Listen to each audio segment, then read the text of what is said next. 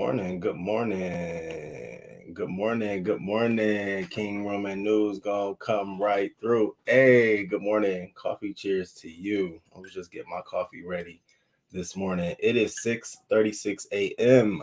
We are here. I have your local news report.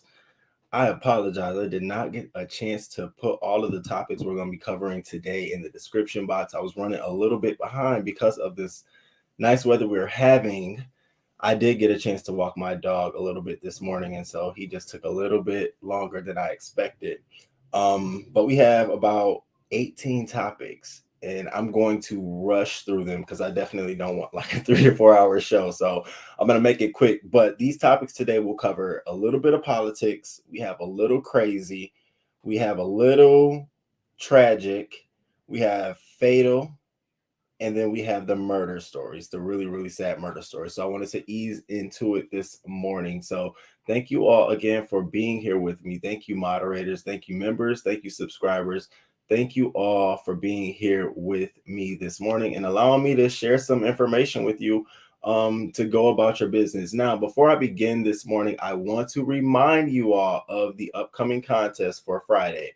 So on Friday, we're having a $100 Cash App contest. One person, these questions, two answers. How many organizations did we support during Black History Month? And how much did we donate in total? So you have to have the answers to both of those questions.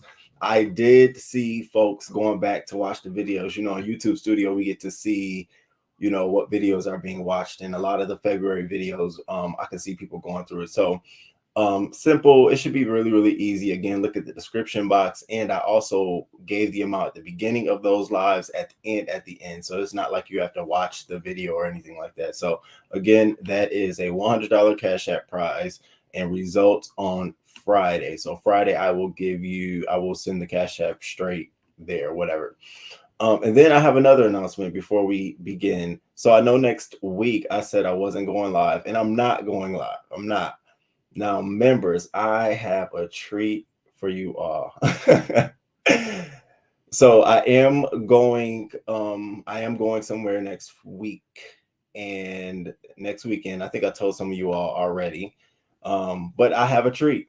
So if you are a member and if you will have a treat in store, you will definitely be shocked. Mouth drop, like what? All I can say is I'm getting to meet one of my faves. So that's a treat coming up. So if you're a member, you'll get to see all of that documented footage. Of course, I'll be going live during the week for you. So again, please become a member. I will drop the membership link once again for you all, for those who are interested in becoming a member of the channel. Again, I try to keep my personal life and things that I find near and dear to my heart sort of away from the public eye, so that I can allow those things to, be the moments of my own life that I enjoy. I don't want to come down and things that I've shared is being used in such a negative manner. So that's where I'll continue to keep that kind of stuff. So good morning. Good morning to the chat. Good morning, Charlene Clark. Thank you for being the first one here. Good morning to you. Good morning, no one cares. Good morning. Thank you, boo. Thank you for being here. Hey, Lamone. Good morning. Good morning. Good morning. Chocolate Cocoa 85. Good morning. Hey, the Ghetto View. Good morning to you. Good morning. Hey, Black Swan B1. Hey, Black Swan. How come when I'm going through the stories to get ready for the show, I'm like, I know Black One B1 is gonna say something. I know you got a lot to say today, so it's very mixy in our stories today, but we're gonna get right through them on my other account, King Roma. I'm still a member on the other account. Oh, thank you. Absolutely. I appreciate the support. Yes, I do. I really do. And good morning, Cash App and bullshit. All right, so let's get right into this. So as you know, we're going to start with politics. We're going to get into some of the lighter stuff, just an overview to keep you guys updated on what's really, really going on out here. So first thing, I don't know if you all heard, but President Biden has decided that he wants to go ahead and release a sort of do away with some of the restrictions that they had on use of E15 ethanol gas. And so a lot of people, especially my TT, was wondering like, well, what is that? What does that mean to me? And what they're saying about this is that it's a 10 cents cheaper than regular gas. The reason that it wasn't particularly safe and was being regulated is that it produces a lot more smoke over the summer, air pollution, carbon over the summer. So they sort of regulated the use of it to sort of like the truckers, the truck drivers, but they're now opening it up to regular residential folks who drive their vehicles. So they say even regular gasoline carries about 10% ethanol blend in it. So E15 is just more biofuel in your gas. The reasoning behind it is by putting this out into the economy, it'll help the regulation of oil, so that the prices can go down. You can double check to see if there's folks in your area that carry E15 gas. It'll be 10 cents cheaper. Again, many gas stations don't sell it. Some gas stations do. So you have to double check. They don't think that it'll be a bunch of drivers running around looking for E15 gas because most car manufacturers are recommending that people don't use E15 gas in their cars simply because they've made them to meet federal regulations. And at the time, E15 was something that was being regulated. However, it isn't something that will harm or hurt your vehicle or anything like that. It just will use up more mileage. The energy is a lot less in E15 as opposed to regular gas, but it will get you where you need to go. You'll just be spending a little bit more for cheaper gas. There's also air pollution and health hazards. Some of the effects are coughing and scratchy throats, difficult breathing, inflamed, damaged airways, higher susceptibility to infections, and it makes things like asthma, bronchitis, and emphysema worse. And so they say, it resembles a lot of the Western countries where you see all this pollution in the air from their motor vehicles. A lot of that comes because there's an increased use of this ethanol, this biofuel in the gas that we use to power our cars. And so American-made cars have been created so that we can use less of the ethanol and more of the regular gas. Now, ethanol is a plant-based biofuel, so it comes from plants. So the corn industry is loving this right now. They're like, oh my God, now we're, going to ramp up. So be careful. I'd say proceed with caution if you decide that you want to begin using E15 for your car. I'm probably not. I'll stick to using the regular.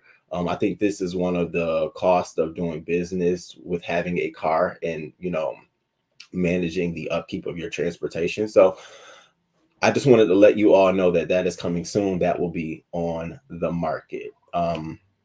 Gas is definitely high right now. I was talking to a friend out on the West Coast and I was like, wow, and you still pay that much? So that's crazy. Okay, B1. Okay. Good morning, Shante. Good morning. So what about the climate change? But so thank you. So that's where I was really opening the store. I said, so I want you all to start paying attention to how financial sort of the pressures of the economy, financial regulations and things like that will pressure executive orders or the rollback of a lot of different, regulations they've put on the environment and stuff like that. And this is just one prime example. Now, I wonder if Republicans will raise, go all hell and ape shit about the pipelines now. You're doing this for, the economy because you don't want to put out more barrels of gas. So it's definitely a very political situation. Do I think they're one and the same? I think one is more about satisfying the state, and I think the other one is more about satisfying the nation, whereas, you're dealing with pipeline regulations in a certain area. They don't want the drilling. They want to maintain the area's preservation, as opposed to a lot of folks out here would much so rather spend the dollars on cheaper gas. So it'll be interesting to see how they pull this one off. Good morning, Miss Margot. Good morning. Good morning. The inner cities will be Smallville. The poor going to hit hardest. And that's exactly what's going to happen. Yep. That's why I say you got to be very, very careful. Now, they say there's not a lot of gas stations who provide the E15 sort of access to E15. So, you'll find most of these like in rural areas. You'll find them, sort of like off of highways. You'll find them where the truckers are easier to get to them because they're not, going deeper into the community. So that's one good thing. However, I do still see people going that far to get them some cheaper gas. So I'll stay tuned to this story. I'll keep you posted, but I did want to bring that to you top of the hour. Now, another new bill that's being introduced in Palm Springs is something called the Trans Payday. And so what this transgender payday includes, it's a built out study that the city of Palm Springs, their Department of Health and Queer Works has introduced to the city council for legislation to help homeless, transgender, and non-binary residents, the first program of the nation. And what this proposal does is it provides between $600 and $900 a month in payment to folks who identify as being transgender or non-binary residents for a significant period of time. And this is to help combat the growing percentage of transgender population living in poverty. They say that about 32% of transgenders live in poverty compared to 16% of cisgender Americans. So they're hoping that this is something that's going to have legs. They're committing $200,000 to the first phase of getting this off the ground, which means that they'll invite 20 folks to get into the program early to figure out how this will work and provide them with this income, this additional income. So the mayor was at first hesitant about this because didn't really believe that this was something that could help. She didn't believe that this was something that could help ease the homelessness that they were facing. But then also she started looking at the numbers, and what she said was, my serious concern is the ability of these guaranteed income programs to scale up to the magnitude of the issues that are before us.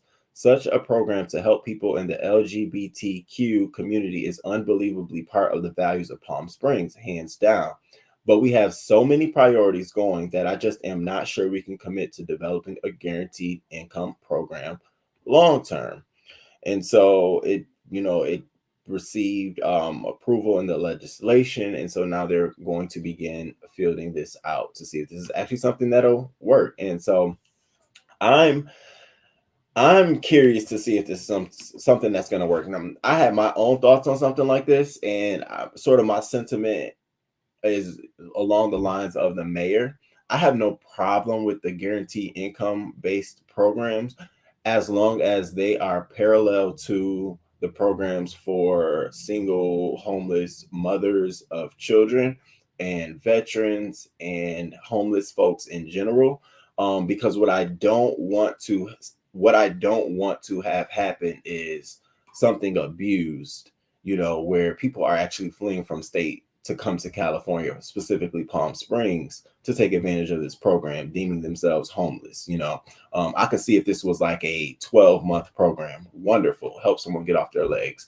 But to see that this would be something we're talking about 10 to 20 years of someone's life, I think that's a huge investment, a huge commitment, and I'm of the LGBTQ community, and I can totally understand why it's important to support this initiative. It's true, transgenders are oftentimes ostracized, hard to get employment, hard to gain, residence, place to live. If you can't get employment, you really can't find a stable place to live.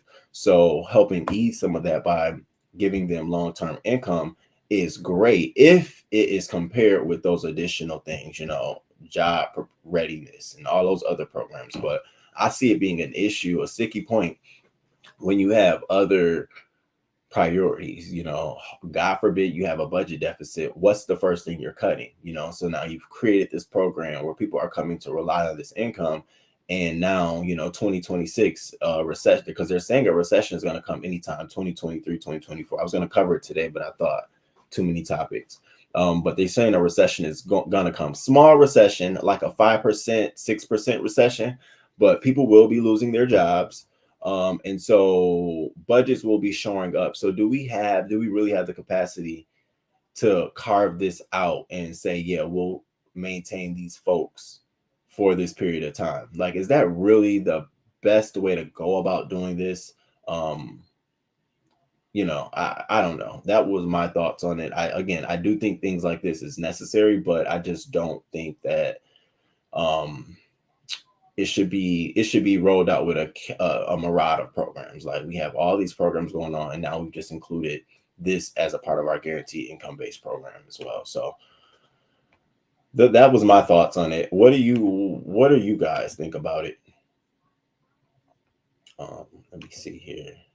Hey, good morning, of you. I'm going to move to Florida and claim to be non-binary. Good morning. Good morning. I seriously am here for the help, but these people need education and job training. That's how I felt. It has to go beyond just providing $600 to $900 a month. Clearly that's not enough to live on in California. So you're gonna have to have some form of something else. I don't know if it's another job or whatever the case may be, but I think that it's going to be hard, right? You must teach a person how to fish and swim so that they can maintain themselves, right? Exactly. Hands up, not hands down. Palm Springs is going to have a rush of homeless. Rico running. No, it's a perfect example of taking advantage of the system. No, that's not nice. Good morning, Rico. Good morning to you if you're out there in the bushes.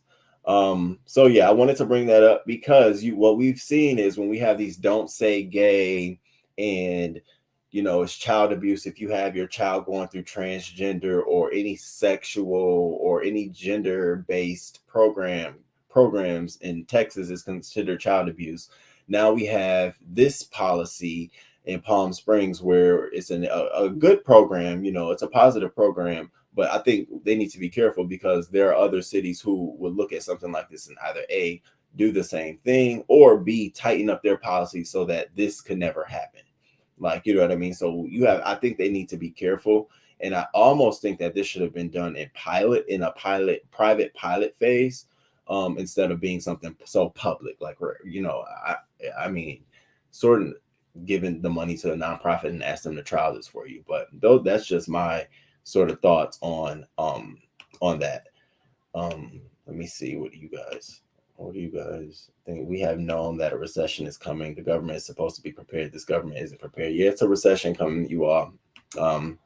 It's supposed to be not as big, contracted, not as big, but however, they did definitely said that the recession is supposed to come because labor demand, supply demand, all of that is going to become head, it's going to hit heads. Supply demand goes down because labor demand goes down. So now you have people who are now going back to work, who have more money to spend. However, there's going to be shortages, which is causing inflation as we see prices going up on everything because the supply is down. So it allows stores to go up on the price. Like, I keep going to the fact that I went to a store and saw bacon for $9, and I literally took it to the register. I wasn't gonna buy it, but I said, "Can you ring this up?" Because I thought the sticker was wrong. She rang it up, talking about $8.59.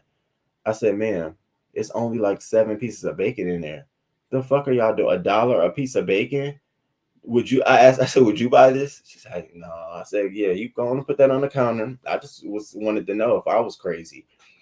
The fuck for bacon? So, and they can do that, So be prepared. And what I could tell the news crew is that you all just be very vigilant with your money this year and next year. Watch your dollar, like because it's hot and we're going outside, still be tight about your pocket.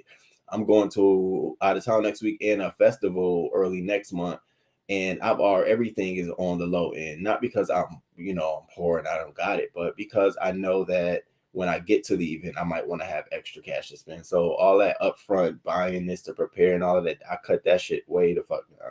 Maybe a pair of new sneakers or some new shoes or something, but I'm not doing all of the extra stuff until I can see and feel. So just be prepared, because Lord forbids next year we come around and folks are, it's a bad thing. So just be prepared for that. Good morning. Good morning. Good morning, Marky. Good morning to you. Thank you for being here. Hey, Spicy Tea. Good morning. Good morning. Bread costs $6 Canadian, the cheapest brand. I mean, what do they think they're giving us? Bread and the jelly and the peanut butter? Are you giving me the bacon and the eggs? Like, oh, so I can go get a case of egg? Are you saying this comes with eggs? Like, that don't work for me. So yeah, so we covered the cheap gas that's coming. We covered the trans payday that's beginning in Palm Springs as such, first as a pilot program to then scale up to become a long-term program for transgender residents. And again, I didn't say it was a negative program or a bad thing. I just said I think that they should think about this in a long-term perspective and not just an immediate short-term. So now let's get into something else. Now I posted this on my community wall because I didn't even know that they had things like this, y'all. So Biden administration is regulating ghost guns. Now let me tell you about these ghost guns. And so I don't know if you all if you have heard about ghost guns, let me know in the chat, but this is something I didn't even know.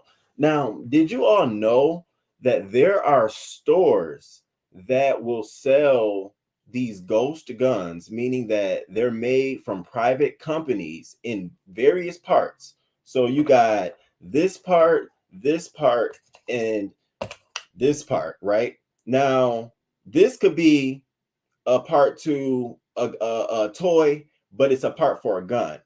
This could be a part to a bike spoke, but it's a part to that gun. And this could be a part to something else, but it's a part of that gun. And a manufacturer purposely make the parts that way so that these smart ass fucking kids can go buy these ghost gun kits and assemble these ghost guns, which by law they have no background check. They're not, there's no way to control them. They can't, go to manufacturers and tell them to stop because they're literally made in kits and parts, so they're not assembled.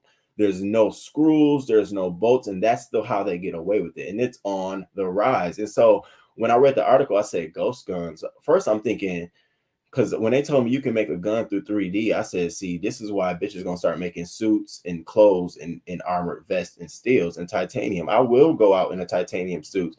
You start making 3D printed guns that actually can cause damage to folks, that can be done in a home. There are folks who have 3D printers in their homes. So now to know that people can literally go online, go to these little stores, and like what was that store called with the store that sells the fish stuff, Bass Pro Shop? Go there and get a part. Go to a Kmart, get a part, and assemble this gun, and then shoot someone, and still not be tried or anything like that because it's not technically illegal. So what Biden basically is now trying to do is he's trying to wrangle them in. So he is going to give them the same restrictions that's on regular firearms. They're saying anyone can purchase these kits. You don't need a background to check to buy one, and they're not considered guns until they're put together. So that is the way that people are able to get around buying, having to go get a gun license and all that good stuff. And so anybody that is prohibited from purchasing a gun or possessing a gun can get one of these kits. They're saying that there's a history of folks who with domestic violence and convictions for other violent offenses who purchase ghost guns. Even children can order these guns. So the White House says the weapons can be assembled from a kit in as little as 30 fucking minutes. I'm telling y'all, get ahead of the curve on this shit. It recognizes that these guns are indistinguishable and should be regulated like traditional guns. So now the rule requires that it's not going to ban the gun kits, and it won't even strengthen penalties for crimes committed with ghost guns. But what it will do is bring the regulation of ghost guns to be more aligned with traditional guns. It will require serial numbers on the gun kits. They even have serial numbers to track where the parts are sold, where everything is sold at, which is the primary piece that allows them to how they do ballistics, how they do a lot of different ways to figure out who was the suspect. Ghost guns that are already in circulation, the rule will require that licensed dealers add serial numbers to any ghost guns that are part of their inventory. This applies to all ghost guns, whether produced in a kit, assembled from parts, or 3D printed. The rule will require federally licensed gun retailers to hold on to records for the length of time that they're licensed. Now, get this shit, you all. So the question was, how often are these guns used? Well, right here in the state I'm in, we had a student in 2019 use a ghost gun on another ghost student in the school. We had a 16-year-old in California shoot 5 students at a school. We have 571 ghost guns recovered in Philadelphia in 2021, and in Baltimore, the police seized 345 ghost guns. So yeah, this is, I guess, the latest trend on the market when it comes to weapons and stuff like that. So I'm glad they're regulating this shit. I wish it was a way that they could just put a cap on it, but because it's sold in such a unique way, these criminals, I mean, these folks, these companies learn how to really do this shit in a clever way. So be very mindful. And I was going to show a picture of it other than the picture that I did show, but it's really sad because you would never know if someone's holding, like, look at this ghost gun. You see how plastic that looks? You see how toy it looks like? It literally looks like a play toy gun. But what you don't know is that piece is sold in 3 different parts sitting right there on the screen. And once they assemble it and then they begin to put a chamber on the inside, it becomes a gun. Never knew that in my entire life. That took me to a whole nother level. Like, oh, okay. All right. Time to get serious with this shit. So I wanted to let you all know that that's something else that's going on. Yeah, my co-worker recently told me about ghost guns. He said that's how a lot of these kids and people who can't pass the background check. I never knew that. I swear I never knew, Mark. That is crazy as hell to me. It really is. I mean, damn, this shit is getting out of control. How in the world are we supposed to protect our children when the government is allowing them to access to things like that? Because I think the NRA, their advocacy is at such a traditional level in Congress and with a lot of politicians that they can only do so much. Like, I'm sure they can ban ghost guns, and I'm sure they can ban manufacturers from producing those parts. And now once parts get put on the market, they can find a way to trace it back to manufacturers and then start shutting down these companies. But that would require too much work, right? That would require having a database. That would require having politicians agree across the states, enact policies. So I don't think they want to do that. I think they want to keep it as easy as possible. Now, the funny thing is, I didn't look at diversity trends on who uses this gun, in terms of the population in America. But I do believe that behind a lot of the mass shootings that happen in smaller cities and towns is a direct result of having access to these 3D printed and these different guns. Because when I typed in ghost guns, I saw a lot of articles come up. Completely wrong. Completely. This is targeted marketing, ain't it? It is, just like the vape pens are. The ones that they sell in the corner store, bubblegum flavored. Why does a grown person want to, I just, it's crazy. No license needed. This is sad. Yeah, wow. It has taken this long to regulate ghost guns. I never even knew it was one. That's what got me. Why is the media now bringing attention to this now? It's a good question. It had to be an accident, but I think the overwhelming numbers recently, like last year, knowing that 345 ghost guns was retrieved in the state of Maryland. They said 200 in California.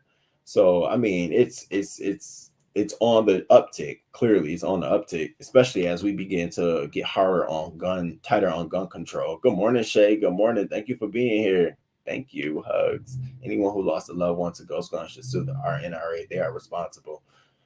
I'm sure they got hella lawsuits. So I will continue to keep my eyes and my ears to the ground on these ghost guns, but I definitely want you all to be clear and know, what we're dealing with now. All right. So now I told you all on Monday that I was very fascinated by this Clarence Thomas, this judge and his wife and their case and everything going on around that. But before I get into that story, I wanted to talk about this other judge, the New York State Supreme Court judge who committed suicide. So it's sad that he ended his life this way, but it's telling that this man was trumped up in so many scams behind him. He was tied to the local in Amherst, the local strip club. He was tied to a former drug lord as well, in Florida. So he had been questioned last year about, sort of his inner workings, and they raided his house. And so he decided that he was going to end his life and commit suicide last year. And the way he did this, y'all, was he laid on the railroad tracks as a train came, and the train came, and by the grace of God, he survived, only to have severe injuries to his leg. So after a year, he came back to work. They gave him his job. The New York State Supreme Court gave him his job. He came back, and then about 4 days ago, they raided his home um after him getting notice that this was going to come. And so the judge committed suicide because he did not want to be investigated. A lot of people are saying that he was tied up in it for a long time, and that if he would have been brought in on charges, it would have opened up the window to a lot of different politicians and other judges. So I said, wow, this is pretty interesting. So I'm gonna stay tuned to this story to see exactly, what happened with his case. Even though he's, passed away, he's committed suicide. The investigation is still going on because there's a lot of other people involved. They're trying to crack down on this big criminal conspiracy ring where the court, a strip club, the drug lord, they're all working in cahoots. The judges represent some of the strip club owners, and so they would counsel them on anything that would come their way. Some of them was trafficking drugs through these strip clubs, and so the judges would counsel them. And I said, wow, you get away with a lot of shit in a small town. I mean, this stuff happens every day, but I mean, you get away with a lot of shit. Good morning, Naries. Good morning. Hey, Shay Beezy. Hey, right? Crazy, committed suicide. But the thing is that if he committed suicide, he must have been in that shit heavy. And to me, allegedly, but this reeks a CIA cover-up. I'm sorry, but it reeks that this man was probably taken out, because if he'd opened his mouth, I'm sure some other powers above him would have also had to become indicted. And so I don't want to go too far on a conspiracy theory, but I do think that, this is a total case of this man was definitely taken out. But I'll stay tuned because I definitely want to know how this one ends. Now let's get to the judge that I definitely wanted to talk about. Supreme Court Judge Clarence Thomas.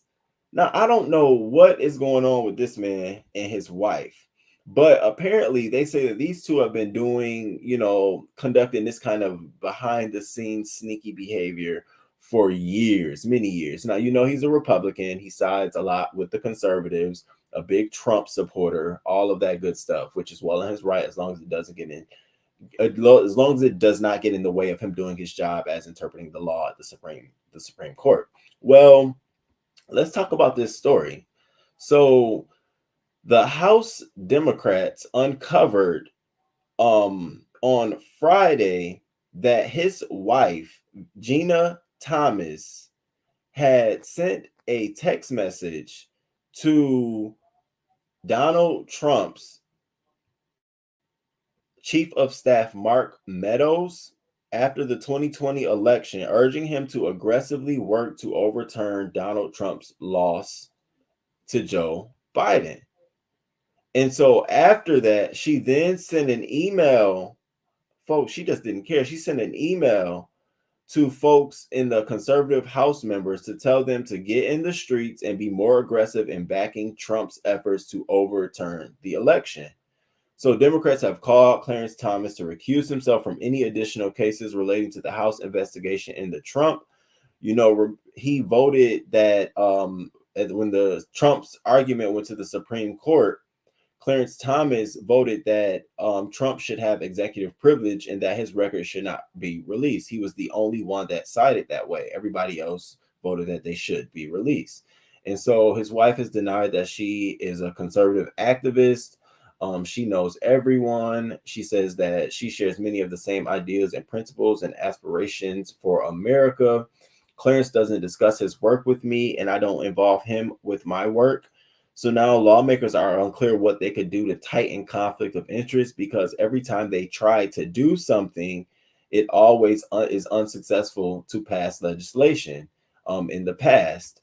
And so we're now just sitting here with a Supreme Court.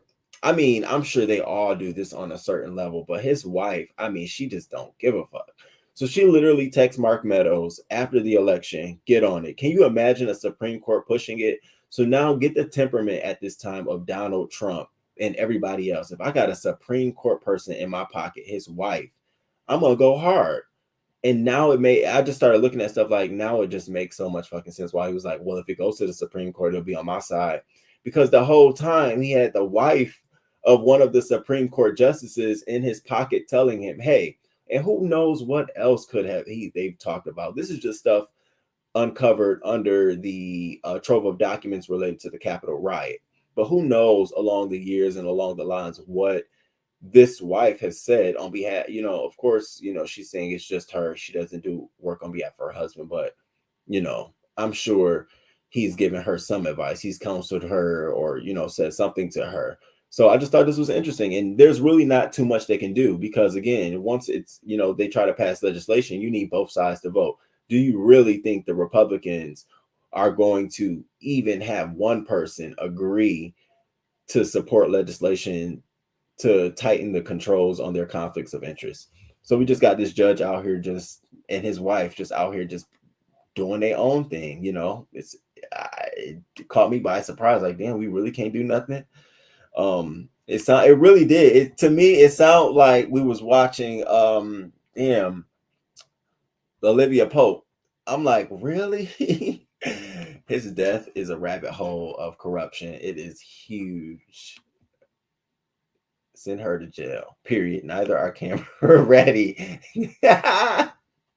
Did you see her? She definitely is. She seems to me like she takes more control of the situation. Like, I don't know. He gives me, even in his interviews, very much so just, I'm here to give you the legal advice. What do you want to do? Type of tease. His Wonder Bread is gonna have him end up in jail. She ain't right. Her actions are act of terrorism. Wonder Bread news. Good morning, Zap. Both of them are trash. If you're asking me, and it'll be interesting to see how, Judge Brown Jackson, now that she's there, their interactions, sort of their discourse. We don't really get to see a lot of that, but it'll be just interesting to hear some of their upcoming cases that they'll hear and how they side, what their opinions is. That dress was not meant to be worn by her fashion designers around the world. Not at all. Not at all. That's somebody who gets away with a lot of shit. No one's ever told that lady no. Somebody call Huck and Quinn quickly. Clarence Thomas and his Wonder are going to have Supreme Court laws changed. Clarence Thomas is paying his Wonder Bread tax on the back end. Oh, he's definitely doing something. Even to know that she went as far as to say that the day after the election, Biden won and the news came out that she sent an email saying y'all need to get out here in front of the press and clear this up and make sure y'all push on the fact that the election was stolen. Like, wow, okay, so much for conflict of interest and discretion. So thought that was very interesting in terms of the politics stories that I saw today. Now we got a lot of other things to get into, so we definitely covered the cheap gas, the trans payday coming in Palm Springs. Very interesting story to follow. Ghost guns. We've learned now that there's another vicious thing on the market, ghost guns. The suicide of a New York Supreme Court judge, which is very suspicious, and I will stay tuned to those details. And then the unruly wife of Justice Thomas and how she is definitely pushing the buttons on the conflict of interest. Now, let's get into the crazy. All right, we took care of politics. Are y'all ready to get into the crazy news? So I posted on my community wall, right? I posted a picture of a woman carrying her husband by a dog leash. And so everybody went crazy. Now, I first saw the story on Twitter, and I'm on a work call, and I saw it on Twitter, and I couldn't really click the video or watch it or do anything. All I could do was like, oh, let me screenshot, put this shit up. This shit is crazy. I'm going to talk to y'all about it tomorrow.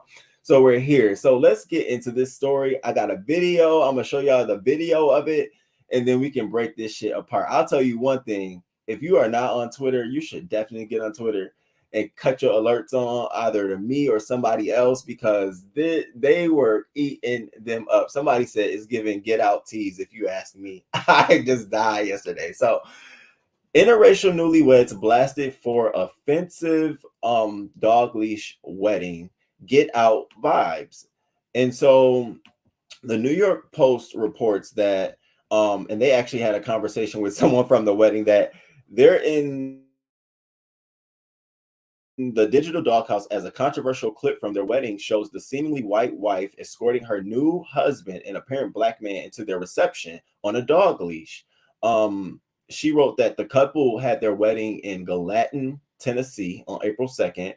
And so they made their grand entrance into a small celebration hall to funk icon George Clinton's 1982 party track, Atomic Dog. And as they saunter into the center of the cheering crowd, the harnessed groom gets down on all fours and begins to crawling like a canine. He goes on to sit back on his haunches and stick out his tongue, mimicking a panting dog in heat, then reassuming a pup's position on his hands and knees. The man plants his face into his blushing bride's pelvic region and mimes urinating on her leg, and audiences are growing fury. So before I give my commentary on this, can y'all want to get into the footage? Can we get into the footage? Let's look at what the hell went on here. Like, what are y'all doing? How embarrassing. That's not a moment. Let me shut up. I want y'all to see it too before I even say anything.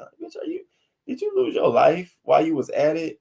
You don't get your ass up off this goddamn floor, this damn leash. I couldn't be my relative. I'll tell you that much. She made you do this. I can see me now. She told you to do this? Oh, hell no. Okay, let me see if you could. I gotta shorten it.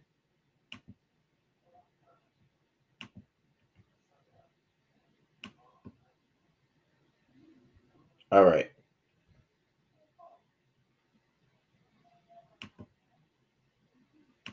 Oh, this TikTok is killing me. All right.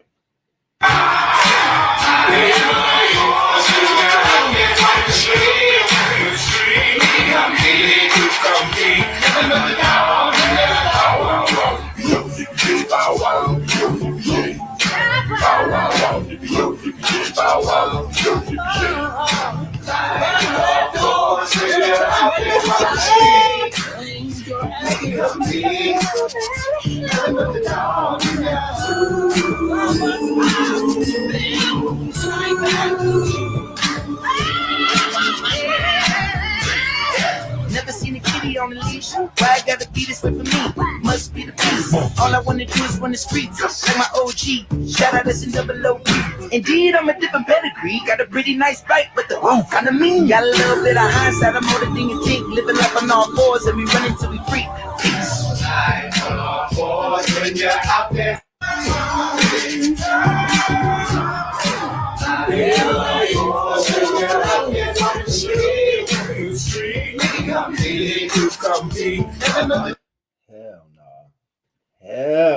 Hell no. I said, now where are the brothers, the mothers, the sisters, and the cousins? Because I know me and my cousin would. I can hear my cousin over me. What the hell? Cousin, you can't be out loud like that. I can see her right now stopping the whole show. Is this for real? First of all, it already looked like y'all in a penitentiary. It looks like you're giving very much so in the park, and it's okay, but definitely that should have been for like a unisex bachelorette party. Maybe y'all could have came out, you could have on a different dress. In your wedding dress like that, like it's definitely giving what the fuck, like y'all gotta watch this shit over with. I'm sure she didn't expect for it to go so viral, but they said some folks in the guests, they were all cheering along, they were all for it, they thought it was cute. I mean, it was not the thing. I think right, wrong event. Like, damn, out of all the events y'all picked to go ahead and just show y'all ass, this is what y'all wanted to do. I mean, you can't tell nobody what to do at their reception and stuff like that. Put them on a leash. And then I got to thinking, like, maybe he's been a dog. Maybe he's been cheating on her, and everybody knows he's cheating on her. And this is his way to show her that, yeah, I know I'm a dog. I'm going to be a dog for you. Like, who knows? But it definitely sent the wrong message to me. Like, at your wedding? No. Okay. Okay. Cringy. It's giving glow into twins.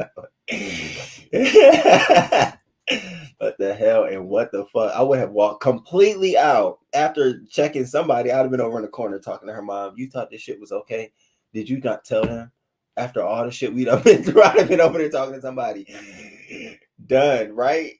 Done. I said the same thing to of you. I said, I wonder if he is an Omega, a Q dog. Because you know they play their music, they do some of that stuff they incorporate into their wedding. So he could have been a Q dog, but he nothing said that he was. Wait a minute, what dog is going on here at the wedding in front of the kids? In front of the kids. More than sticks. Where was his mommy, aunties, and them? You on the same page as me. I know, I'm telling you now, at my brother's weddings, I pray to God that this isn't something that is thought about. Like, are you kidding me? Please let me know. That's all. Just tell me. Give me a heads up. Hey, we finna do something a little different. She gonna put a little leash on me. I'm just gonna walk around like a dog. And when is this happening? Oh, okay. All right. All right. Keep me posted. And that is not something, I don't think that is appropriate for no wedding reception at all. Who said this is a good idea? I don't know if they took the song and ran with it. He's a little saucy with it. We live in a world of sickness, man. How you rubbing your knees out in your weddings on the damn floor at a step show? This type of behavior happens. Yes, Greeks, definitely, absolutely. That did not give me any of that at all. Anyone in my family did that, I would have went to jail that night. I'm definitely pulling somebody over. I'd have tapped her nearest brother, uncle, her dad, like, hey, Aki, Aki, what's going on here? What's going on? Like, what's up? They wanted George Clinton all up in the wedding with that song. Don't make excuses for that nonsense. Whose idea was it? The room seems really Wonder Bread. Yeah, and so, that's what was a lot of people were attacking the comments saying that this definitely seems like he needs to get out. Like, he needs to read the room. If that was the case, I would have respected his ass walking and bopping the Gucci Man's. I'm a dog. Leave the entire one out. That seemed a little bit more formal. Real talk. That would cause my family to fight the Wonder Bread and their family. That definitely. The wrong person walk in on some shit like that. You can hear everybody. Oh my god. No, everybody in the room. Oh my, what? Just going off. I would definitely be one. Now, Aaron, what is going on? Stop that shit. Definitely something crazy. So, again, it's just definitely our opinion, our commentary. I'm glad they got married. I hope that they enjoy their time together, their commitment, the time they have spent together. We, the people, just thought that was tasteless and classless. Like, this is a moment you got to live with forever. I mean, for something to go viral of your wedding, it's him walking like a dog. And the visuals of it, of course, you being a white-skinned woman, I don't know if you're Latino or what the case may be, and him being black, it just was like, really? Okay, I mean, that's look like bedroom shit. Like, y'all bringing that outside for real. Y'all making it known. Now, the question is, I wonder if they got a P-Hub account. I'm sure they do. I'm sure they on that freak stuff for real, for real. Good morning, peace. Good morning to you. Good morning. Good morning. It's the low key, high key microaggression for me. Right, wrong person would be me. I'd be loud with it too. What? All of us would be in there like, are you kidding me? All right. So next, okay. So Monday I told y'all that there was this story about this guy in another country who strangled by his own pubic hairs. Now, it's definitely, I read it and I said, now wait a minute. How do you do this? Them bitches got to be long and deadly and lethal. So, pubic man nearly lost his penis after his unkept pubic hair cut off its circulation. I almost died. I said, wait, so wait, what happened? How did this happen? So this man had went to the doctor, went to his original doctor, his first doctor, And he had told his doctor that, I have extreme pain and I'm swelling down in my groin area. And, and then also I'm telling the story because, I got fellas, men, guys, group, bros in the chat. Y'all need to hear this because I'll get to the end and you'll know why. And so the first physician didn't do anything to check why he had pain or swelling. He just gave him antibiotics and some steroids to relieve the symptoms. But it got worse. So his thing turned purple. And he went to another doctor, and the doctor said, "Oh, bro, you have hair tourniquet syndrome. I didn't even know you could have a hair tourniquet syndrome. Basically, when the pubic hair is so long, it starts to wrap around the penis. And so, according to the report, the man's pubic hairs had matted together and formed a tight ring around his penis. Doctors described the patient as an unkept man who suffered from type 2 diabetes, hypertension, depression, and anxiety. They believe the condition was due to the man's poor hygiene as he neglected to properly clean underneath the hood. The man was told he would have to undergo surgery to save the remaining tissue. He freaked out and left the hospital, came back a days later, and they fixed him up so he could pee through a catheter. The physicians went against their advice and left the hospital. One day afterward, he returned 2 weeks later after his penis flesh began eroding. He was then transferred to the operating room for a second time. Doctors removed the bacteria, fitted him with another catheter. But now the surgery has left the man's penis with a deformity. This could have been avoided if he was able to clean himself properly and wash underneath the foreskin regularly. Sorry, I had to share this shit with y'all. The fuck? All right, what is going on? What is going on? The man was a 30-year-old man. Now, yeah, we all have depression, anxiety, got all kind of shit, and I'm sure there's folks who got diabetes too. But you feel any kind of pressure on your area. So, I mean, was it turning you on? How long did you know that this was starting to hurt? I mean, day 1, hour 1, minute 2, King Roman would have been at somebody's hospital clinic in the chair like, look, bitch, I don't know what's going on. I work for the region's top medicals. Get this shit in order. So he went in there for the first physician to say nothing like, oh, you just need some steroids. He didn't even look down there, y'all. He was just like, you just need some steroids and some pain medication. You'll be all right. Because he didn't want to touch the man. And then the man goes back to another place. And 2 weeks later, the doctor actually looks down there like, wow, your hair is matted so much that it's a ring around it. What the fuck is going on with people in the world?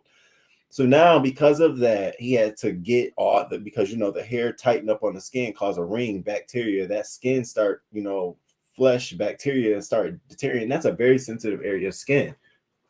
So now he has a deformed thing now because of this. So lesson here, fellas: shave, trim, under, around, pull back, do what you need to do. You don't want to walk around here with hair tourniquet syndrome. That's when the hair suffocates the penis. You don't want to walk around here with that shit. Had me like, all right, now don't go overboard and go completely nude.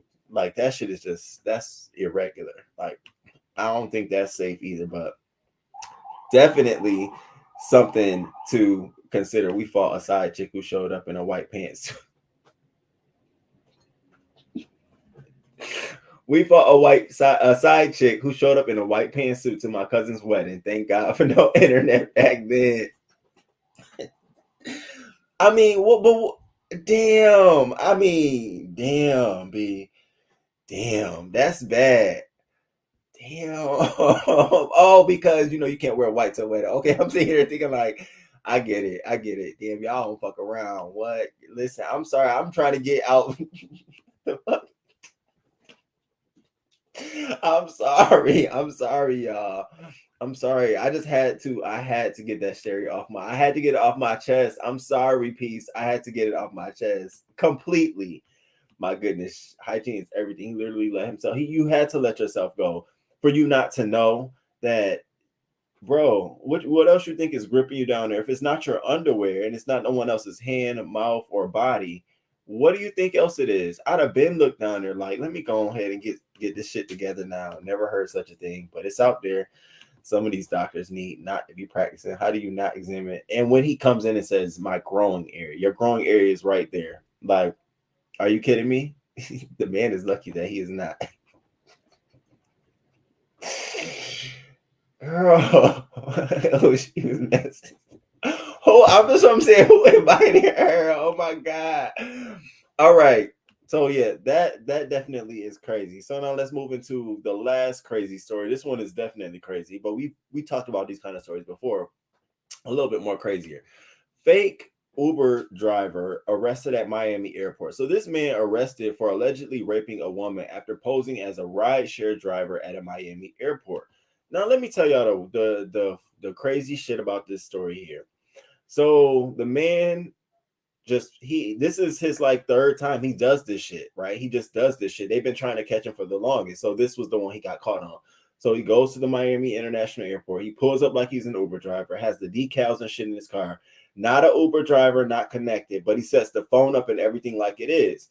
And he purposely parks himself outside of the international, the international flights when they come when they're arriving. So he purposely sets himself there. So those folks who are from another country looking for a ride, they would just go to him. They don't, because it's right here, he's available, instead of getting on Uber and doing it the right way. So this young woman coming from Colombia, she speaks, she has I believe Brazilian, I don't know, but she has some form of naivete because she hopped in a car with this man. The first thing he says to her when she hops in the car, y'all, is, why don't you sit up here in the passenger seat with me? So she's like, oh, well, from Colombia, because we don't have Uber and people have to do it the illegal way, we always sit in the passenger seat so people don't see that we're riding in an Uber and get pulled over for being a taxi illegally. So, okay, I'm in America. Maybe this is the right way. She gets in the passenger seat. So then he keeps driving.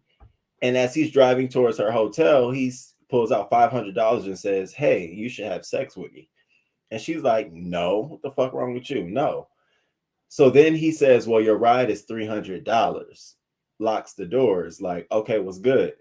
And she freaks out. He drives off, pulls up behind a restaurant, rapes her, and then drops her back off at the hotel. And this is where she calls the police and file this report. And I'm like, I don't want to call anyone who's raped or a victim of rape or sexual assault a little bit naive in the beginning of it, because you just don't know what you're getting yourself involved with. But it would have been so clear to know that this man is telling me sit in the passenger seat. No, thank you, sir. No, thank you. No. But not having that knowledge and coming from your own hometown where this is standard operating procedure, baby done jumped into her own rape. And so she's filing charges. They apprehended the guy. And so of course Florida, of course Miami. So thanks to surveillance video from outside the airport, detectives deduced Hernandez's identity because he had been previously arrested for the same incident. The victim, who does not want to be named, also identified him in a police lineup. He allegedly was already on a list of individuals who have been known to pose as Uber or taxi drivers at the Miami International Airport. Y'all be careful. We coming up on travel season. We coming up on, people taking flights and shit. Even I just said to myself, like, all right, nigga, you better be careful too. You be careful. As we see on local news every Wednesday on some of these stories, I try to put stories that's going to relate to us. Ladies, when you're coming out of town and going on trips, I try to stay a little separated from the beef sector. But, I was watching all last night. Demi was out. She went out of town and stuff like that. Who could have known? This could have happened to anybody. You got ladies, y'all got to be very, very much so careful. And I'm only representing Demi because she, just recently came out of town celebrating her birthday. Happy belated birthday to you as well. Sorry things didn't go as planned. And I know how it feels to be fucking laid over and shit for a long period of time. That is the worst. I've been rang the bitch out. That's why I have to walk out of the airport and call the customer service, because I can't talk to you over the counter. you've been and got slapped and you just doing your job. So shout out to her. But I brought that up to say that you got to be careful because you could be walking out of the airport thinking you about to go in another country, hop into a safe Uber ride, you don't hop into a car going somewhere else to your fucking demise or something. Just be very, very mindful. Send your location to everybody as much as you can. The more information, the better. And another thing, text family members or people whenever you can, because what we're learning in all of these crime stories, y'all, and these stories I bring up on local news is that when they talk to people in the newspaper or stuff, they always say the last communication I had. And I find it, crazy that sometimes we have the last communication I had was 2 weeks ago when I text her or call her about this. So try to stay updated on some people. I may not talk to my TT or, in a couple days, but she'll definitely have a text message. Hey, blessings to you today. So just try to maintain that as you get out here and start traveling during this season, because people are money hungry, people are poor, living in poverty, people are crazy, mental health. We're getting out of a pandemic. People are resorting back to either familiar ways or creating new ones out of new opportunities. So we just got to be mindful. And I definitely don't want the news crew to become a victim to any of this bullshit. So fake Uber driver apprehended. He's off the streets. We don't have to worry about that. But I thought the story was interesting.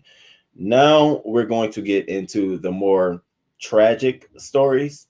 So brace yourselves. This is the part where y'all are like, damn, what the fuck? So yeah, I had to ease us into it. That's why I put the strangulation earlier so we could ease our ways into these stories. So now we have this story. I posted it on my community wall. We have the 2-year-old toddler that fatally shoots the 4-year-old sister inside a car at the gas station in Pennsylvania. Now, this story was very, very sad to me. Oh, I'm sorry. Let me read you all's comments as well. Go back to that. Wow, what the hell? Right. Good morning, Angela. Thank you for being here. I appreciate it. Shaking my head. So he is a predator. She showed up with the guest who got her ass handed to her as well. We are highly educated on real ignorant mess. I just remember the torn dress. You know what, B1? I'm gonna have to invite you with me. Can you come with me? Okay, Jesus, take the wheel. Florida is a nation of its own within a nation. Florida don't play. I'm telling you. Good morning, human hysteria. On time as always. Thank you for being here. Yes, absolutely. All right, so we have this story here. 2-year-old shoots 4-year-old inside the car at the gas station. Now, this was a sad story. I posted it on my community wall because I just was like, here we go again. Another child having access to a gun. And if you all don't remember, before I even share this story, because I want you all to keep the parallels in mind. So remember the other story where the baby was in the car playing with the gun and shot the mother in the back seat, right? And it was like, how did he get access to the gun? Did the father do it and plant it on the child? Remember we had that and it was just like, what the fuck? So now we have this story where the toddler fatally shoots the 4-year-old sister inside the car at the gas station in Pennsylvania. And so some of the details around this story is the 4-year-old girl died by a single gunshot when her 2-year-old brother accidentally pulled the trigger as both children sat in a car in a Pennsylvania gas station. It happened on Tuesday after 10 a.m. The two children were sitting in the car parked at a gas pump while their father had been outside of the vehicle.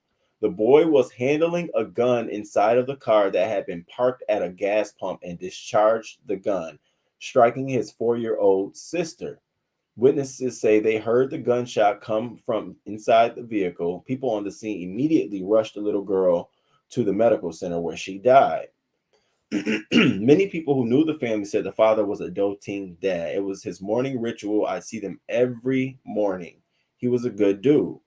So anyone is asking for more information to contact the police and therapies, but this is an ongoing investigation. The father has not been arrested. No one has been arrested. Very sad. My how I feel about this, the father should have been arrested. There's no way you can justify a gun being accessible to a child in a car, a 2-year-old or 4-year-old. There's no way. There's no way. You can't say, oh, I had it concealed. No, you didn't, because he got access to it. If you call concealing it by putting it in the back sleeve pocket of your back seat, not concealed. If you call putting it under your seat as concealed, definitely not fucking concealed. For a 2-year-old that crawls all over a car every fucking where, thank God he didn't blow his own fucking brains out. Like the senselessness of these people and these fucking guns. I get it. I get it. You want to ride around with the gun as protection. You never know what happened. You want to go back to your car and grab that shit. You better do like the rest of us. Put that shit in your trunk in between the spare tire. What the fuck is wrong with people? Why is it so out? Why is it you are living in that much danger in your life that it literally has to be that close to you that when you're driving with your kids in a car, you can't even move it to another location?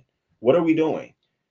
What did we? I question every fucking thing about you. I don't care. This one little step make me question everything. Oh, it was a mistake. I forgot. I didn't know. No, you don't forget shit like that when you have a 2-year-old. I'm not talking about no 13 or 14 where we can then just say, okay, they should have some wherewithal to know not to pick up the gun. You got a 2-year-old and a 4-year-old. Now, top of the hour, if you are just coming in, we talked about these ghost guns where they look like really fake. Like you can pick it up and somebody point at you and you'd be like, bitch, put that fucking toy down. But no, don't say that no more, y'all, because that shit could be a real ass gun. And so in my mind, I'm sitting here thinking like, so what, you think he not gonna pick up these guns? That could have been a ghost gun. It's still an ongoing investigation.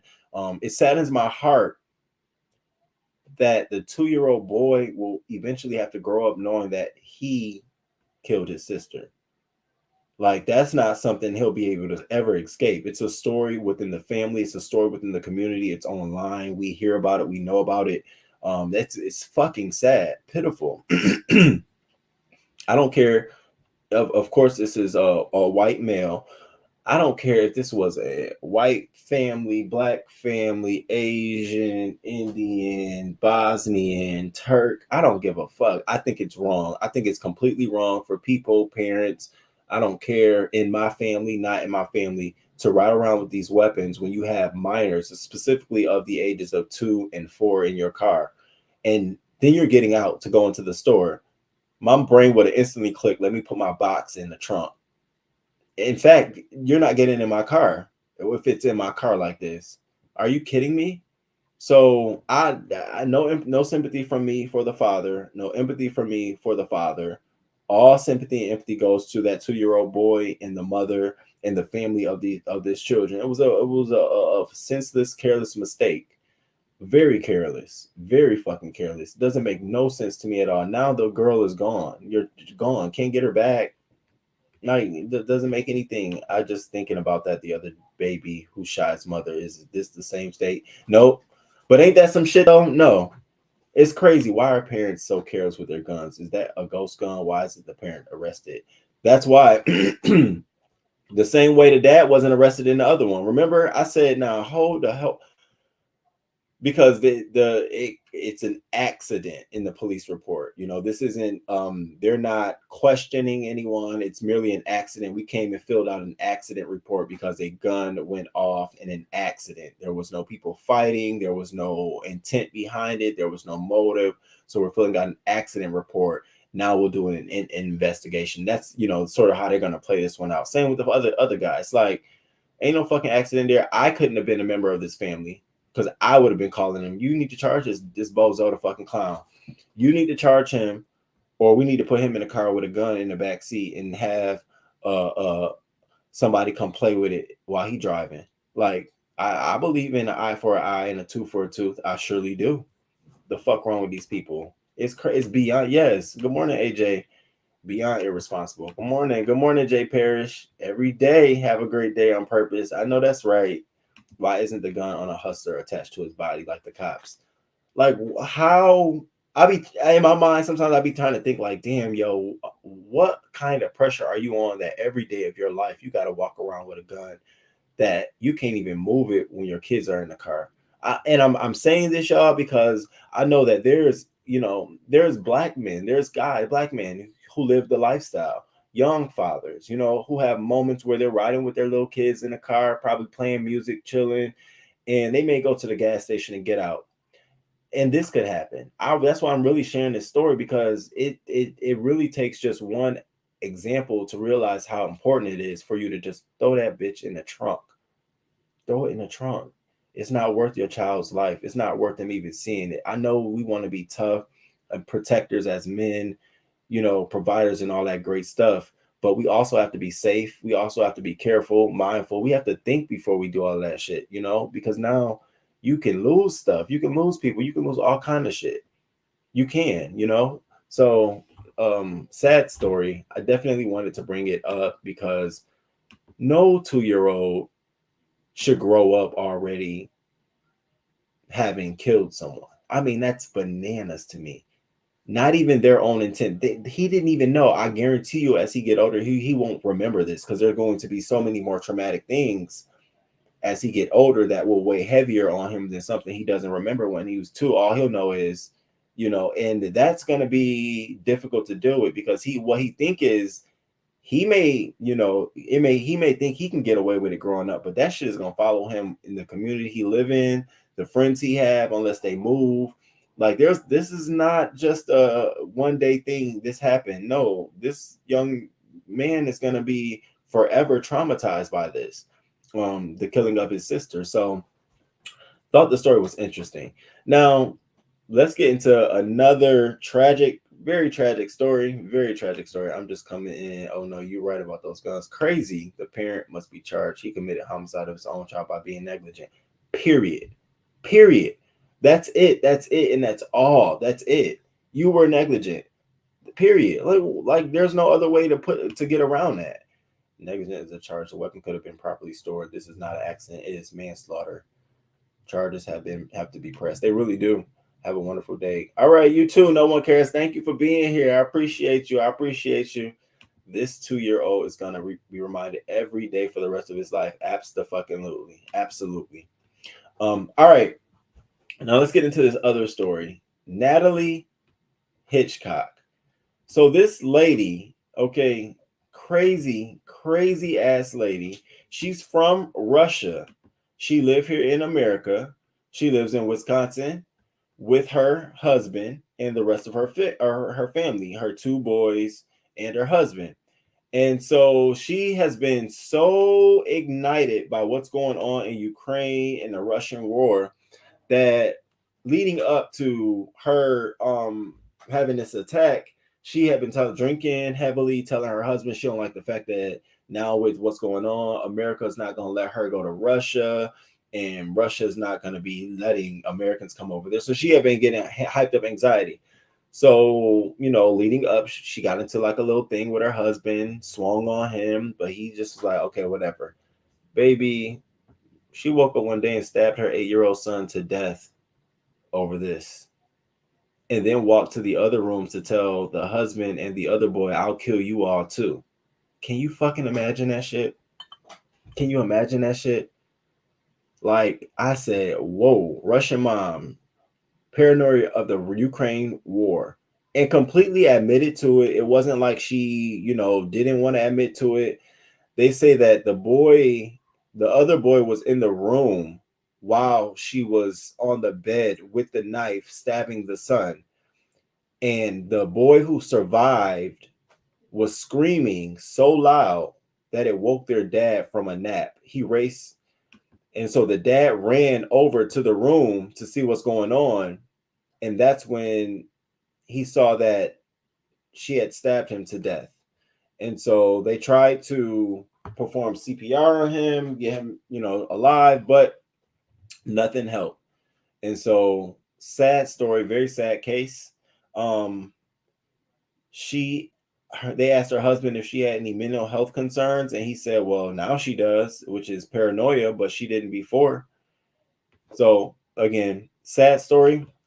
I'm not sure how, I'm always looking for signs, but I'm not sure how, when she started having these attacks and stuff in the house with the kids around, why he maybe didn't call the police or do something. Again, the mentality of a man, I can protect, I'm fine, ain't nothing gonna happen to us. But it's almost like, yeah, but if she started swinging on you for no reason, something might need to be done. So lost his 8-year-old son. I can only imagine the child when the mother was on top of him as, you know, he tried to fight for his life and struggle. It's just so fucking scary. So fucking scary. She should have turned the TV. She should have turned the TV off. Okay. My aunt do that all the time. Oh my goodness. It is sad because she literally lost her mind. I wonder what exactly triggered her.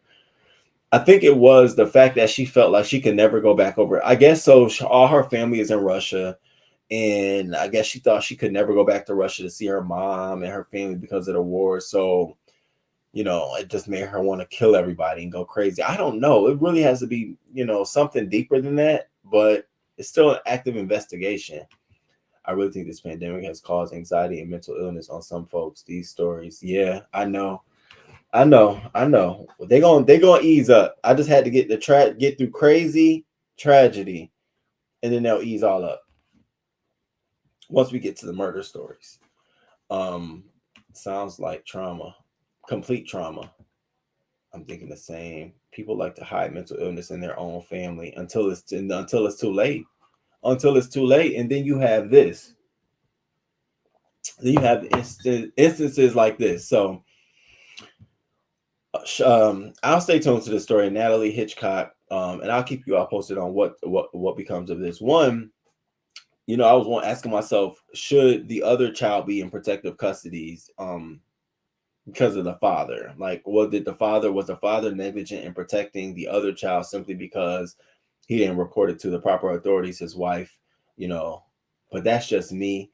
No, of course it's not his fault, but I always think about, like, what is your obligation to protect you know, the most valuable thing here, your children. My obligation is to make sure that, you know, so I don't know. Now, oh my God, because y'all be acting like y'all about to have a heart attack on these stories. Good morning, Miss B. All right, this next one, I'm just gonna get through it. Y'all, you know, hey, hide the screens. Florida woman arrested after allegedly putting 4-year-old boy in the dryer and turning it on. And because I just was like too disturbed to I want to accurately give you all the details, we're gonna watch this little clip and get into this, because this lady lost her damn mind, her soul, and frankly, her damn knees, if you ask me. Crazy.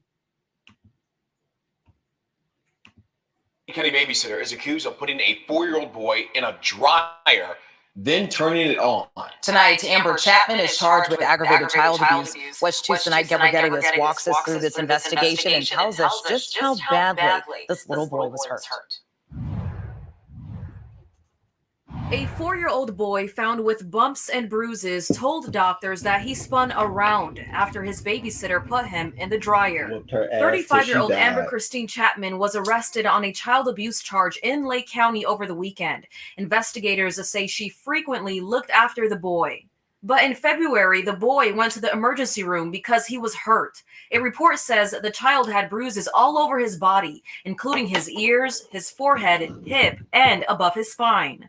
The child told the medical staff, "Miss Amber put me in the dryer with towels." In a recorded interview, the boy told Lake County investigators that Chapman placed him in the dryer, closed the door, and said he spun around and around.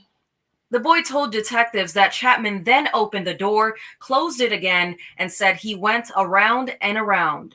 According to a second medical examination, the child protection team couldn't determine if being placed in a dryer is what caused the boy's injuries. But the team said the severity of his injuries was consistent with what he told doctors and investigators. Reporting in Lake County, Senega Brigadis, Wash 2 News. And Chapman was released from jail on a $15,000 bond. She got out on Saturday. What in the entire fucks were you thinking? Now, you know, before I could even give my commentary, the minute, because I read it as a story first, as an article, I couldn't even finish reading the article because the first thing I needed to know was, what did the family say? What did the family do? Where's the family? Nothing from the family. You hear nothing from the family because this is the babysitter. Nothing from the family at all, which led me to believe that this babysitter is his mother. is the child's mother. Because think about it, who is going to be comfortable enough to allow you to put their child in a dryer? You know damn well you can't put my child in the dryer. You know that. Like that is something that's an assumption. You walk in the motherfucking room as a babysitter, you know what you ain't gonna do. Yeah, I know, I know it's wrong to put your child. So anyone who does that either A, feel a certain level or comfort with this child and the parents, or is the parent. And so, I'm reading all the stories and articles, and I'm like, oh, he calls her Miss Mary. I'm like, oh, so she didn't really like her child or son. That's what I'm assuming. This is allegedly just to do this to this boy. The boy showed up at the hospital, his eyes bulging out, his fucking eyes. Oh my God, are you fucking kidding me? Like, lady, you definitely need to go to hell. Fuck jail, fuck everything, bitch. They need to drop you off at the end of the earth, bitch. Go away. You a bitch that we don't need. We really don't need. If we could trade you with the alien, bitch, I'm sorry to tell y'all, I don't mind having an alien over here in the States. Send that bitch on. Throw that bitch in the ocean. Cut her legs off and just put her on a highway and tell her figure it out. Bitch, crawl to your death. That is the most despicable thing you could ever do. And if I was the father, you got out on bail, bitch, you better go back in. I will snipe your ass. Now, I don't advocate for violence against women or violence against people in general. But bitch, I will snipe your ass. You couldn't go to a restaurant or get gas. Ho, you couldn't even drink water because I'm trying to come through the drain. You fucking kidding me, my child? You lucky he's alive. You stupid cunt. See, this shit that would make me go off. Like, I literally started looking like, okay, I want to see the child. Where is he at? Is he safe? You dumbo. You stupid cunt. Like, ignorant. There's nothing that I think a child could ever do. And I'm not a child. I'm not a parent. I've only just watched them. And I've watched and, done got it all. But there's nothing that I think a little child could ever do that makes me want to put you in a fucking dryer and turn it on.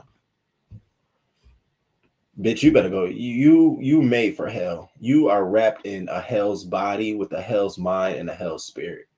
And you look impoverished, and no wonder you look impoverished because people like you can't think beyond dumb shit like this. It's better off giving a child up. Like, what is wrong with people? And they go, yeah, and then she, you gonna let the bitch out? Let her out.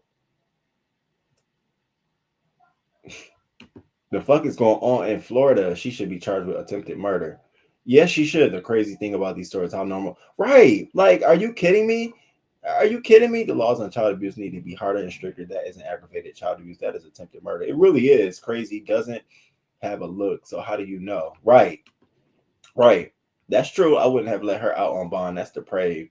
So didn't the mom see the bruises? That's what I'm sitting here thinking like, nah, something ain't right. Something ain't right.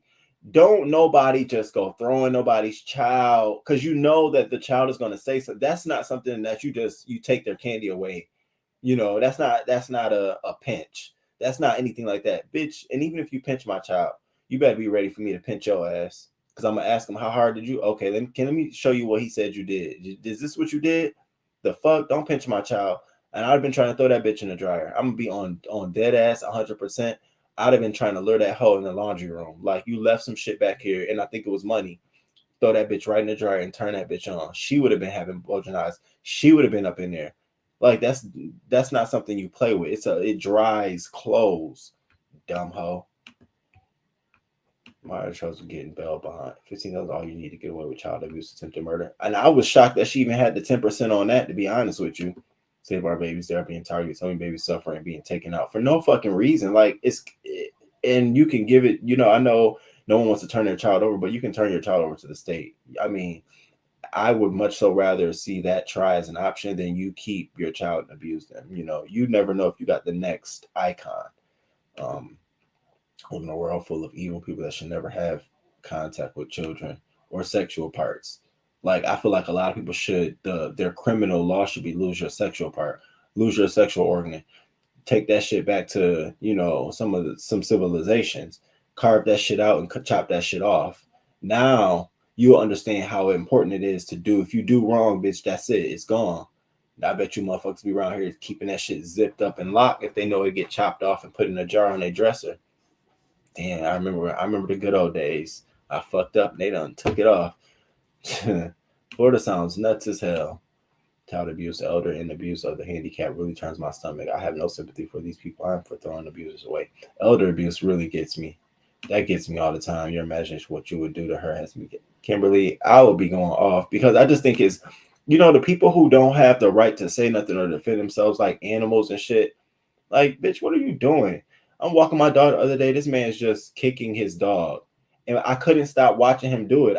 My dog all running off. I just kept looking. I couldn't stop. I was just so into, why are you kicking your dog? So I'm telling Eli, we're going to go this way because I need to divert attention from this man. He need to see me so he'll stop. Do you think he stopped? He didn't stop. And I'm just saying to myself, like, why? What the fuck? You don't keep your dog. So, Eli gonna run over there because, I walk my dog without a leash. I have a leash on, but we're in the park. So he runs over there and the other dog is just so happy to see another dog. He's playing with my baby and they just tails running out. And this man, he speaks out, oh, what's up? And I didn't need to speak back to him. It was one of them, don't say shit to me. And the dog came over and ran up on me and I'm just hugging the dog like, I'm so sorry, baby. I can't. You too big for my house. But, like, what the fuck is wrong with people? I used to be on the walls in my house. I used to knock the walls down, punch them bitches in, boom, boom, and then I'll hang up a picture. Knock a wall, hang up a picture. Like, it's just horrible when you have cases where it's your own flesh and blood, your own child, your own seed. I don't think nothing like that is right at all. At all. Good morning, Pixel King. Thank you for being here. Thank you, Peace. Yes, please hit the like button too. Please hit the like button. I really do appreciate it. I really, really do appreciate it. And please, also, you all, please do not forget on Friday, the $100 Cash App contest is how many organizations did we support in the month of February during Black History Month, and what is the total amount? And if you come correct on Friday, the first to drop it in the chat will receive a Cash App for $100. So yeah, please let me know. I definitely want to make sure you all get a chance to check that back out. Kick the dog. Was just kicking him, like, stop, because the dog was like trying to, a dog that's walking, trying to snatch off a leash. You don't let your dog outside enough. You haven't socialized. You haven't given them enough time outside. So every time they get outside, they think it's their last chance. They're trying to do everything. They're running. They're hyper. So he has a hyper dog that's like, dude, I'm sitting there like, because you don't let your dog out, clearly. So now he's outside. He wants to sniff everything. He smells all the urine in the world, all the dog ass in the world, the nuts, the everything. And so you're doing it. So he just kept kicking him. Stop. And then he got the dog under his legs and kicking him with both legs. Stop. And I'm sitting here looking like, why? What are we doing? Like, what the fuck are you doing?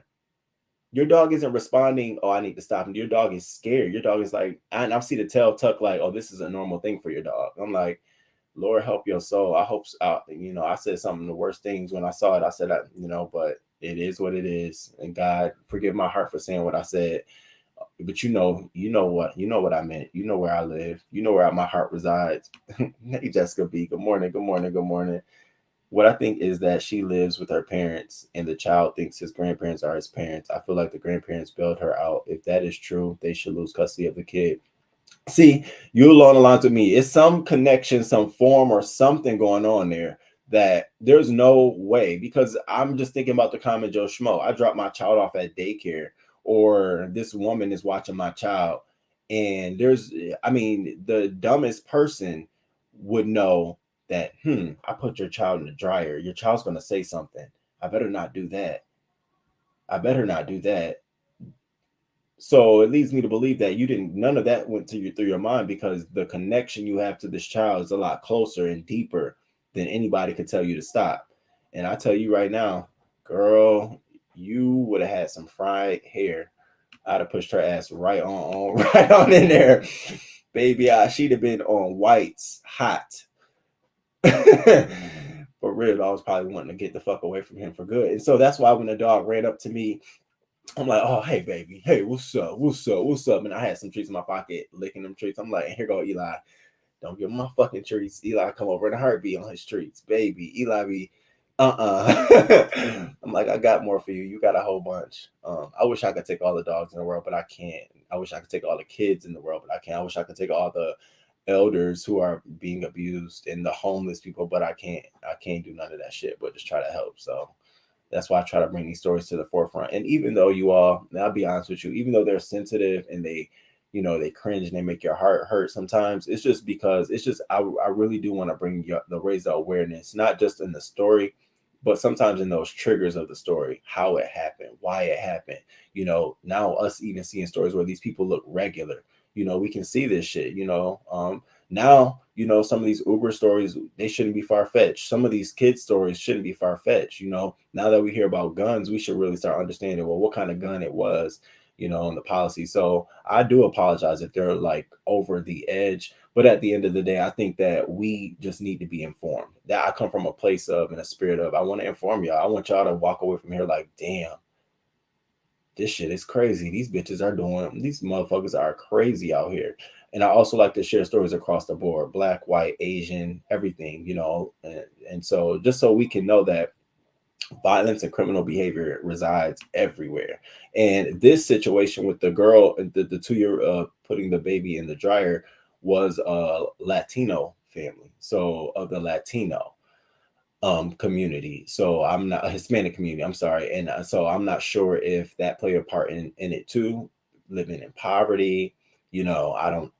I'm not sure. Whatever the case may be, the shit wasn't right. All right. Now let's get into our next story. Very poor baby, right? I go to the dog park in Locust Point. Oh, you do? I wanted to just try. I really always go to damn it, I'm having Patterson Park. And then when I'm lazy, I go to Druid Hill Park. And then when I'm feeling fancy, I take him way out to the Potomac State Valley Park so he can just run up and down the mountains. But it happened at Druid Hill Park. Of course it would happen there where people don't really give a fuck about shit, stuff out there. But I'm about to try Locust Point. Get away from all of that stuff. I can't stand animal abuse. It's just so slow. Kim, can you pick a charity in your neighborhood state for us to support each month? Animal charities. Oh, absolutely. Yeah, I'll do that. That's a good idea. So we can just support orgs. Absolutely. Good morning, Tracy. Good morning. All right, let's get into this next story. And I'm sorry I didn't put the agenda on there so you all can follow along. I told you I walked him today. It's feeling good. It was nice outside yesterday. We was out in these streets. Me, him, somebody popped up on me. All right, so this next story is the teen fatally wounded as he and friends took turns shooting each other while wearing armored vests. So remember, I was telling you all on Monday that I have a story where the kids were playing with guns like it was toy guns, just shooting back and forth at each other with a regular gun, like it's like bam, like paintball, but with regular guns. I kept thinking to myself, like, huh? I know this shit ain't right. I kept reading the story. I had to read the title again. No, yes, just shooting it. And then one of them dies. One of them is fatally shot. So what happens is that according to NBC, the incident occurred around 7 p.m. on April 3rd in a mobile home in where can you all guess where? Just guess. In Bellevue, These two Florida. teens are behind bars tonight. One is accused of shooting and in Bellevue, Florida. Police say officers arrived at the scene shortly after and found 16-year-old Christopher Leroy Broad on the floor with a gunshot wound. The boy was immediately rushed to the hospital where he was ultimately pronounced dead. They told the officers his friend was shot by an unknown suspect. However, after they investigated, authorities determined the victim was fatally wounded when he and his friends took turns shooting one another while wearing an armored vest. Let's go one step further. They recorded them and put them on Snapchat. One of the posts shows a firing of a handgun at another teen who was donning a tan plate carrier style vest. Another video shows them shooting at each other 5 times. The shooter said one of the bullets struck Broad in an area that was covered by the vest. However, it went through. So now both of them are being charged with aggravated manslaughter of a child with a firearm, also with providing false information to law enforcement. What the fuck? So regular weapons, regular toys, regular, things aren't the norm anymore. We really out here shooting each other with guns. Like, we out here just like, all right, where you gonna be at? Who plays with their life like that? Who thinks that's funny? You know what I mean? Like, and I feel bad for the parents. I empathize with the parents, but I gotta be honest. Is this something that they've done before in the past? Is this something that has been like, I want to know, because I'm not gonna go do this. That's just something that me as an adult and probably as a child, we're not gonna, you throw a real gun at me, I'm not playing, I'm out. What will make a child think that that's okay? What part of their environment thinks that this is okay? So then I started thinking, like, well, does he come from a household where there's guns in the house? Is this a norm?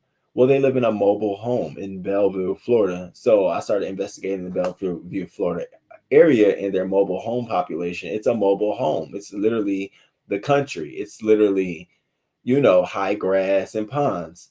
So it's sad that this happened and this boy lost his life playing a game with real guns. But it did. Drew, it'd be rough. It'd be so rough.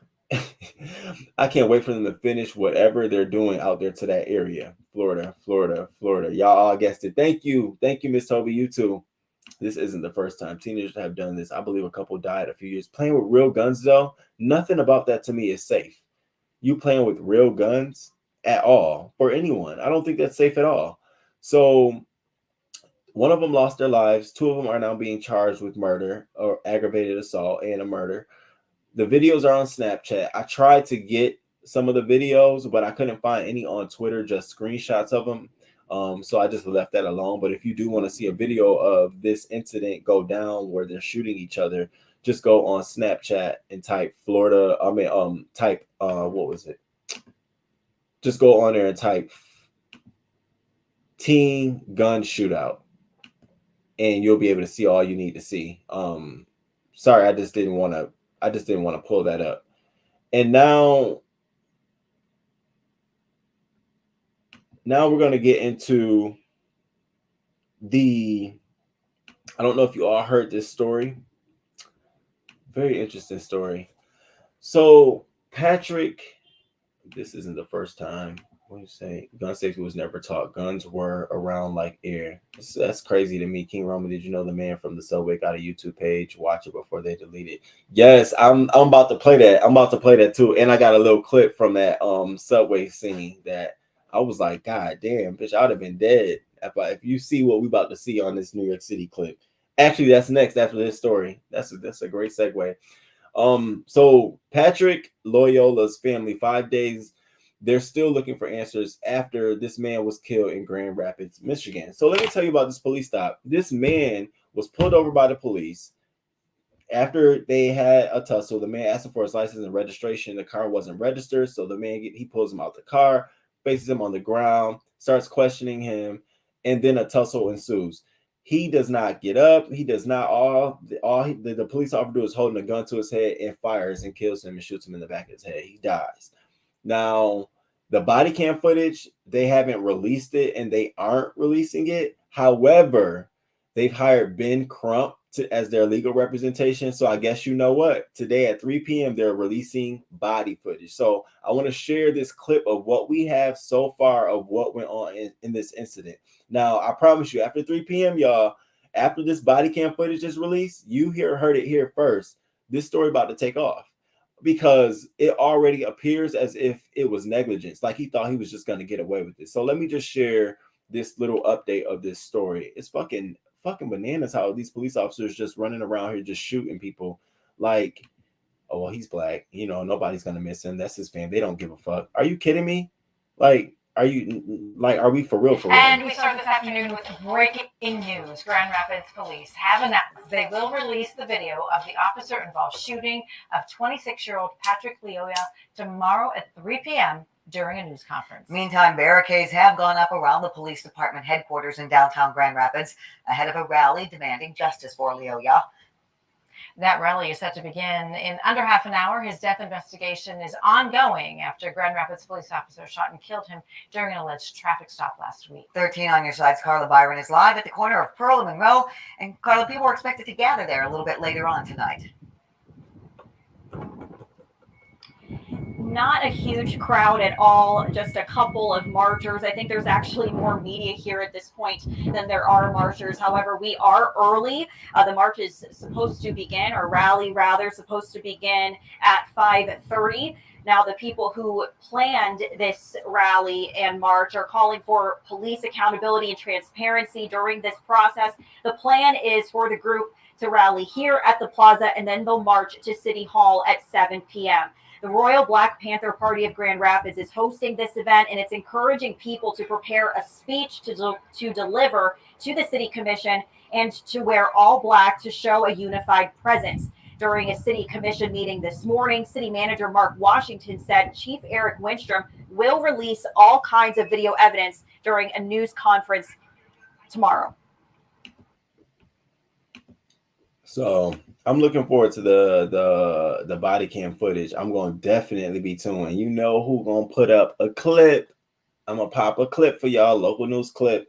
I will upload that footage once it comes out. Now, YouTube been playing games. You know, I got my first warning because I did a say what, and it had something in it that they deemed to be, against the community guidelines. So I'm going to watch it first and blur and do all that magic on it, but I'll upload the clip for you all to see shortly after 3 p.m. today. So stay tuned to that. This is very tragic. Like, it's very tragic. And the one thing I love is that folks are assembling and they're getting together. And after us, the community, watching all these protests and demonstrations and learning how the successful ones are organized and prepared and come together, showing signs of unity, choosing activism over violence. I think it's a beautiful thing, you know. So my condolences to the family. Our rest in peace to Patrick Lyoya, and his father. They're both from, I think they're Ethiopian. I think they're of the Ethiopian. I think they're Ethiopian. I don't want to mistake that, but rest in peace to him, and my condolences to the family. Such a fucking sad story. Again, here we go. It's crazy. Yeah, it is. A couple years back, some teenagers take phone books to themselves. They shot each other and killed each other. Do you blame the kids or you blame the parents? Well, I mean, you definitely blame the kids. They are the ones who incited the actions. But then what does that say about, like, why does your child think that's okay? I be going there all the time. I'll be back. I got to download them before they disappear. I might need a clip. See how I say I might need some footage to put up. Funny how the police are preparing for war. Oh, you know it. You know it.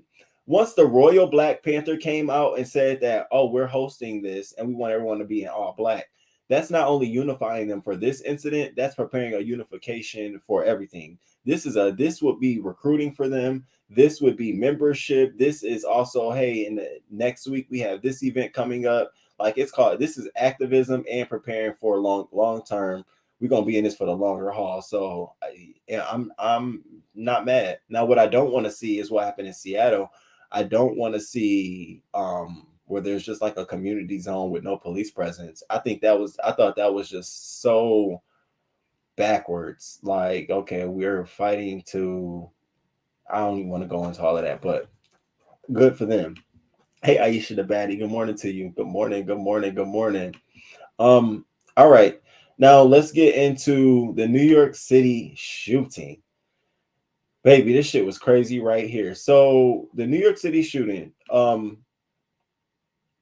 Brooklyn, I hope you all have heard about what has happened. At least 23 people were injured, including 10 who were shot on Tuesday morning in Brooklyn subway station, where the New York City Fire Department said first responders found undetonated devices at the station. So here's details of what happened. They said that the masked gunman, who was at the time on the run, put on a gas mask while in a subway train and let off a smoke canister before opening fire on passengers and people on the platform. So I have a little bit of footage I'm gonna share with you of that actual moment where he put the fire canisters and everybody's running as fast as they can out of there. And I said, now this is some crazy ass shit right here. So check this clip out.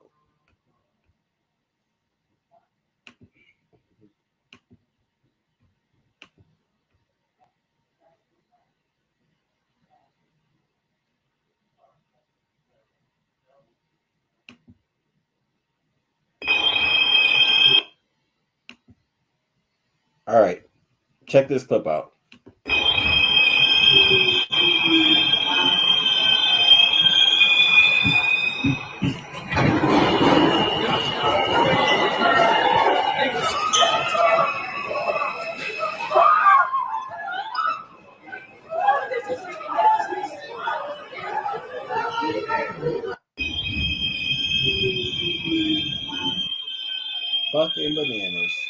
Fucking bananas. So they released information on someone that they believe to be the suspect, which is this man here, Frank James, who is a person of interest in this investigation. Anyone with information can be directed to call New York Police Department. So this is the individual that they think is suspected of committing this this deadly assault. So they can report that this was a violent incident.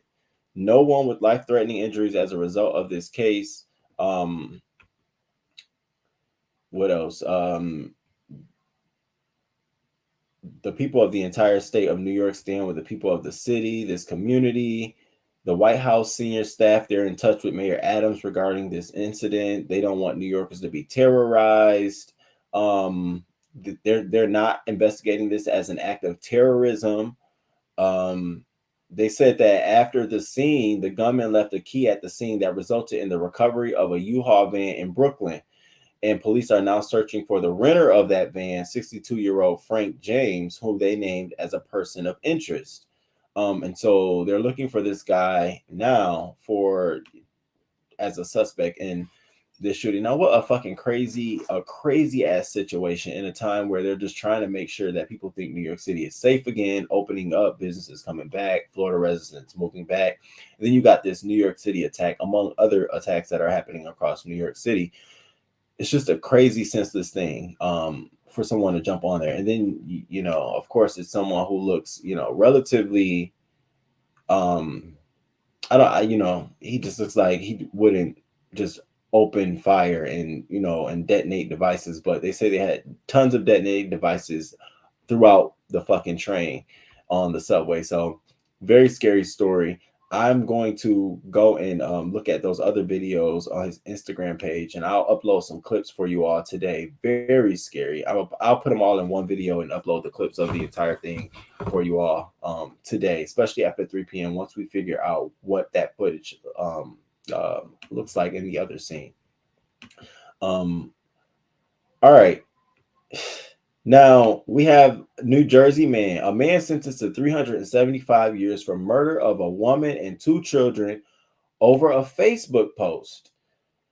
So this shit right here is fucking bananas. So this man literally went to the house of a family of a girl who put up a Facebook post that said that he was the one who killed these people. Here, check this out. I don't want to give y'all. Check this out right here.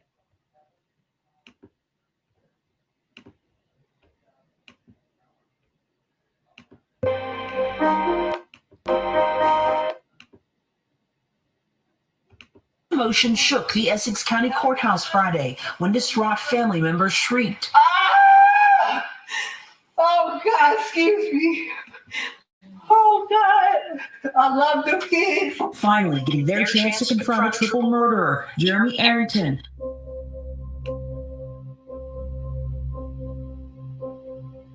Oh, so they're not going to play it. They're not going to play the whole clip. Okay. They're not going to play the whole clip. I'm sorry about that. So let me just explain to you all what happened in this situation. So 31-year-old Jeremy Arrington has been sentenced to 375 years in prison for the 2016 killings of a woman and 2 children in New Jersey. So here's what happened. According to prosecutors, he broke into the Newark home of a family in November of 2016. He tied up multiple people inside and stabbed them with knives. 8-year-old Ariel Little Whitehurst, 11-year-old Al Johan Whitehurst. They were killed by Arrington. He fatally shot a 23-year-old college student, Syasia McBurrows, who had been visiting the family. 3 others, including a 29-year-old woman, a 13-year-old boy, and a 13-year-old girl, were wounded by him as well. They say that a young girl was able to escape and call the police from a closet. It is believed that he broke into the home and killed his victims because one of them had shared a Facebook post from police that named him as a suspect in both a shooting and sexual assault. He will not be eligible for parole until 281 years into his 375-year sentence. He did not take the stand at his own trial, but his defense attempted to use an insanity defense. Ain't that some shit? Over a Facebook post. I mean, talk about be careful what you share and what you post. Killed the 2 babies, the girl who actually posted it, who was visiting family, wounded 3 others in the house. Now, there was no male figure in the house present. It was just a woman and these children. Sad fucking story. So he's sentenced to hella time in jail. Very scary, especially when you just pop up on somebody. New York City is so crime-filled. Their own laws are the reason for their crime. Why did this man do this? No fucking reason. Good morning, Miss Juicy Reviews. Good morning. It feels like Gotham City out here in New York City. Damn, that's a statement. Wow. Did you hear about the attack or when it went on down in the city? And then we're gonna get into this next story. So you know how there's COVID-19 and a lot of families have been losing a lot of people in their families. So this man lost his mother in 2019 to COVID-19, and allegedly he buries her body in the backyard. Family knew, everybody knew. Then in the following year, in 2020, he loses his sister and he buries her in the backyard. Family knew, nobody said nothing. Now here's where the problem and the criminal activity begins. So he decides to still collect the checks from her death, still maintain her house and property, and apparently no one knew that the sister had died either. They just never spoke to him. So police arrested him, held him in jail. Crazy man. Arrested him after they found the mother and the sister in the backyard while he was still catching and cashing Social Security checks.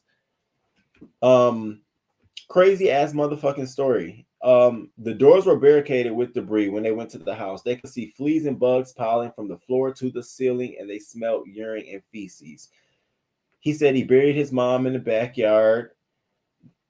He said he also buried his sister in the backyard with him as well. So he's trying to claim that they both had COVID-19, and that's why he buried their bodies. It wasn't no foul play. Now here's where the problem begins.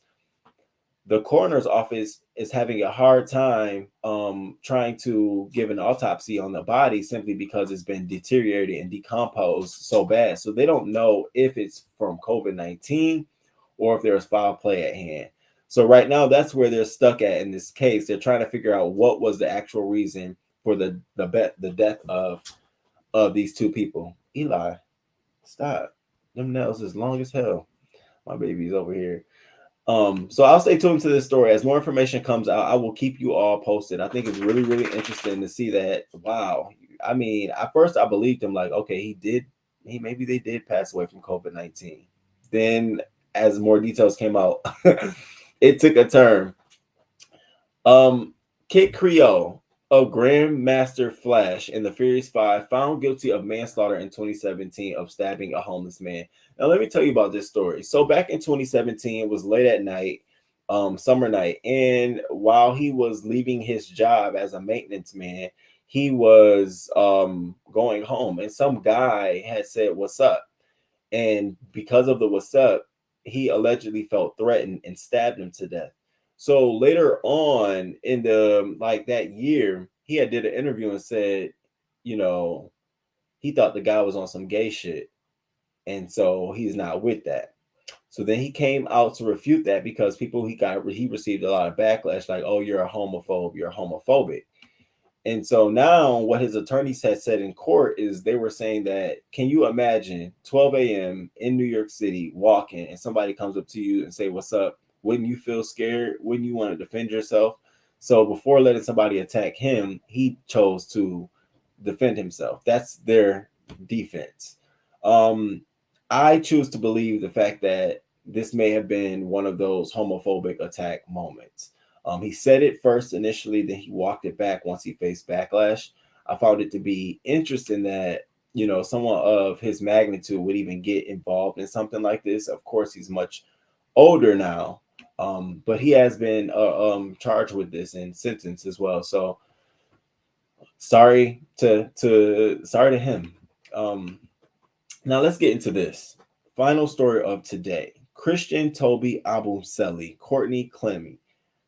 So now we talked about this on Friday. I want to say we talked about this crazy ass story, and I said I wanted to wait to get more details. So we know this is the Miami couple. They moved together in Miami. He moved in with her. She does an OnlyFans. Don't know his career. Didn't know too much, and at the time we didn't hear anything from the family. Well, now we've got a lot of more details. We have actual video footage of her being bloody as she leaves the hotel with the police. We have statements from the family. So I wanted to share first the video footage of her leaving the actual property bloodied up. I thought this was crazy. And if anything, it was telling of what she had just, how gruesome and what she had just done. So check this out.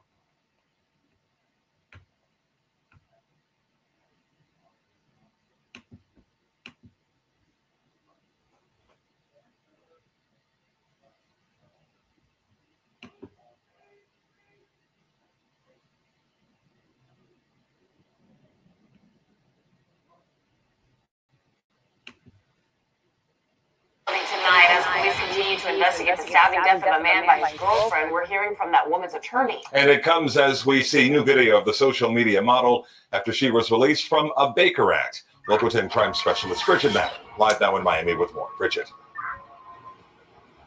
Calvin Nicole, tonight, the stabbing death of Christian Obumseli remains under investigation. Police still trying to determine if this is a case of self-defense or if this is murder. And Courtney Clemny's lawyer is now responding to a new viral video of her out in public after she was released from her Baker Act.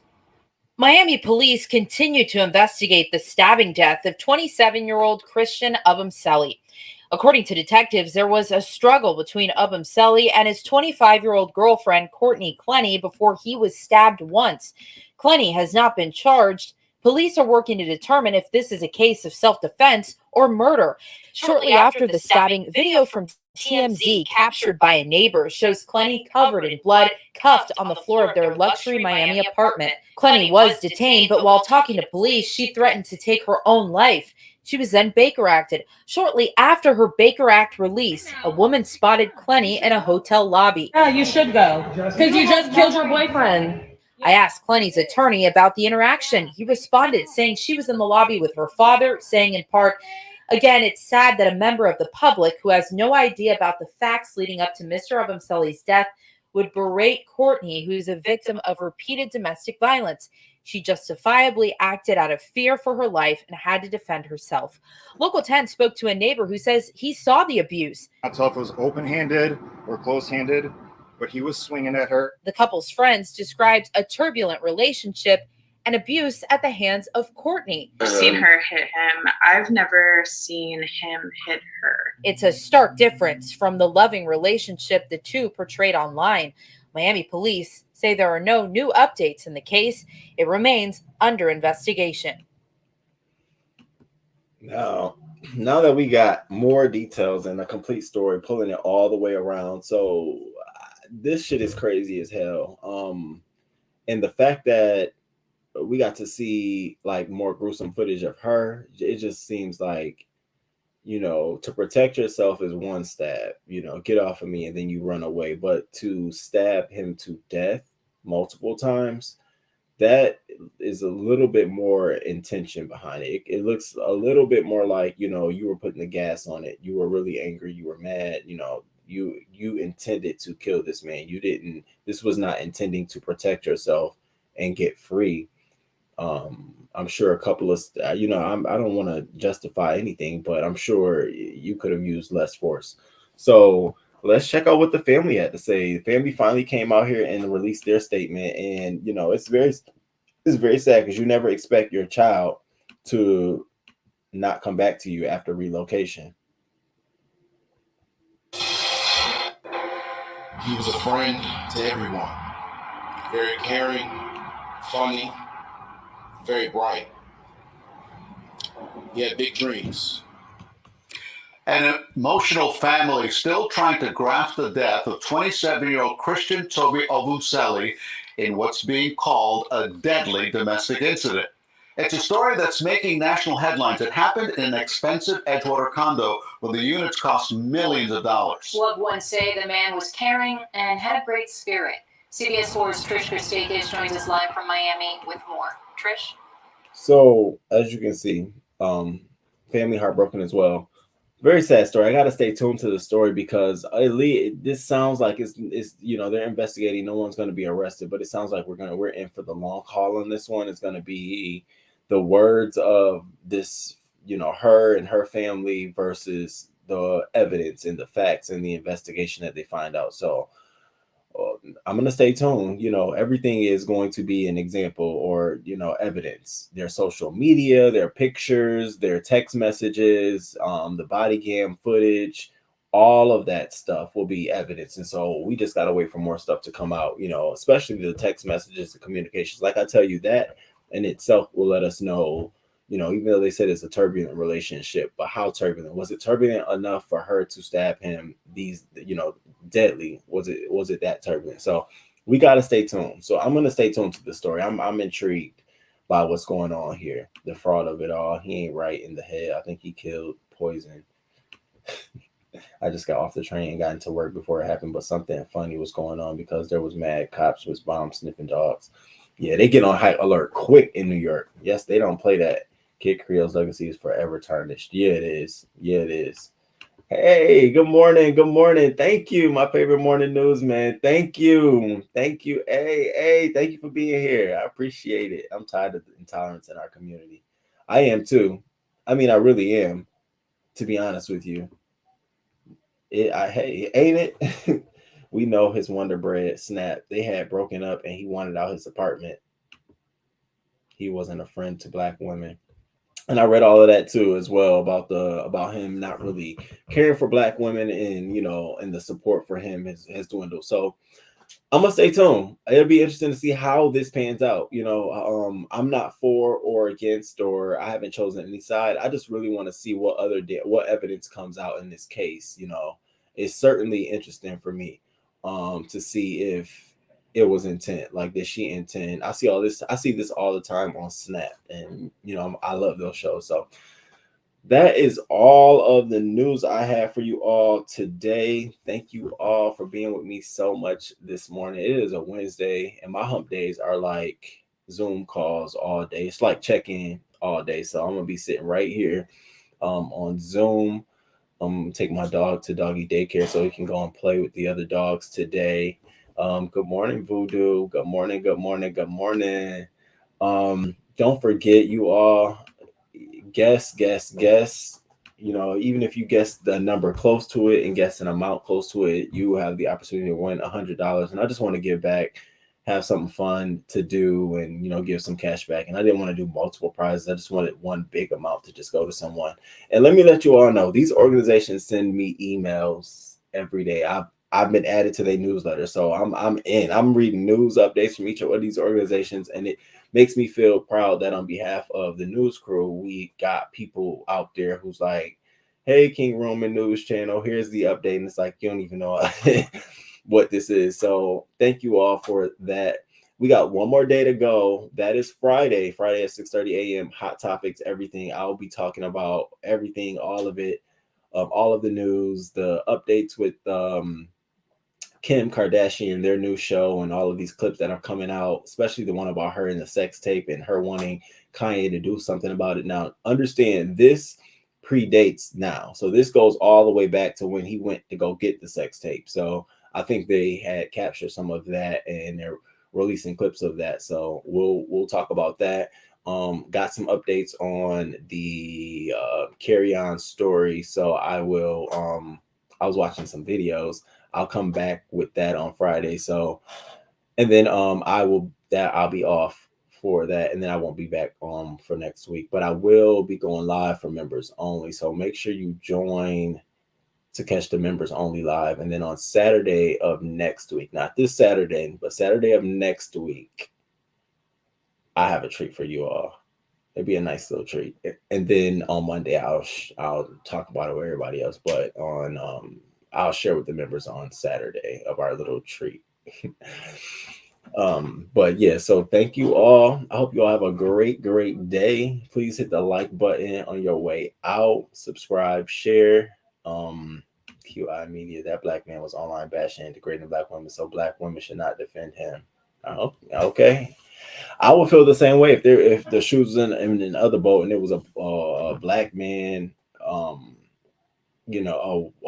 black woman bashing black men, and she was with a white man. I mean, I would feel the same way. So I can't deny your feelings at all. You too, Zach. You too. Thank you all. Thank you all. Yes. All right, you all have a good day. I'm gonna cue up some tunes. I was trying to get my the other song to play, but for some reason it's not playing on this darn firm. It's not gonna play. I was trying to get the other song to play, but it's just not, for some reason it's not playing this morning. Y'all know we got a little new theme song. Is this it?